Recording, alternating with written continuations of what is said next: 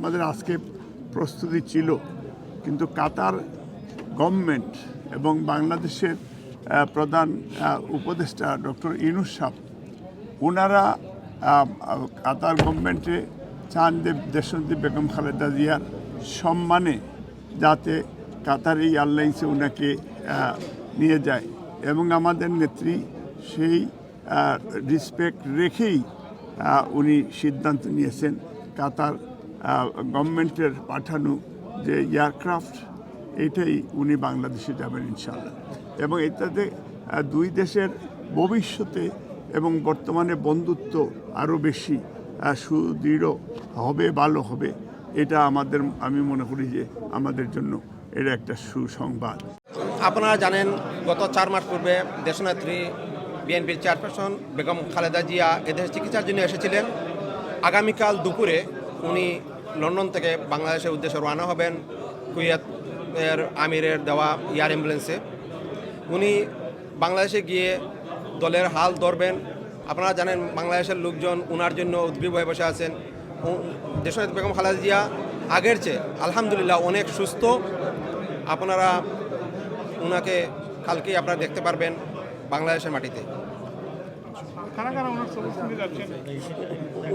ওনার সফর সঙ্গী হিসাবে তো ডাক্তার সাহেবরা আছেন, সাথে আমাদের যুক্তরাজ্য বিএনপির প্রেসিডেন্ট এবং সেক্রেটারি সাহেব সাথে যাচ্ছেন। থেকে আমি দলের প্রেসিডেন্ট এবং চেয়ারপারসনের উপদেষ্টা এবং আমাদের সেক্রেটারি সাহেবও যাচ্ছেন, এবং আমার ওয়াইফও আমার সাথে যাবে। আমরা ম্যাডামের সাথে যাওয়াটা আমাদের জন্য একটা সৌভাগ্য আমরা মনে করি যে আলহামদুলিল্লাহ। এবং আমাদের একটা ড্রিমও ছিল যুক্তরাজ্য বিএনপির প্রেসিডেন্ট হিসাবে আমরা মনে করি যে আমাদের কর্তব্য হচ্ছে নেত্রীকে আমরা প্রবাসীরা ওয়েলকামও করেছে এবং আমরা ওনাকে সেভ করার জন্য।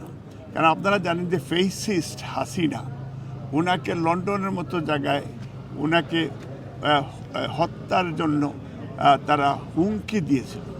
হাসিনা বক্তব্য রেখেছিল যে দেশনেত্রী বেগম খালেদা জিয়ার বাঁচার কোনো রাইট নাই, আর কত বাঁচবেন। এবং এক পর্যায়ে এই হাসিনা আমাদেরকে কনভিন্স করার জন্য আমেরিকায় আমাকে 4 দাওয়াতও দিয়েছিল, এবং আমি সেখানে বলেছিলাম এই যে আজকে বিএনপি পরিবার তার সাথে চা খাবে না আনলেস যদি দেশনেত্রী বেগম খালেদা জিয়ার সুচিকিৎসার জন্য দেশের বাইরে আনকন্ডিশনাল রিলিজ দেয়।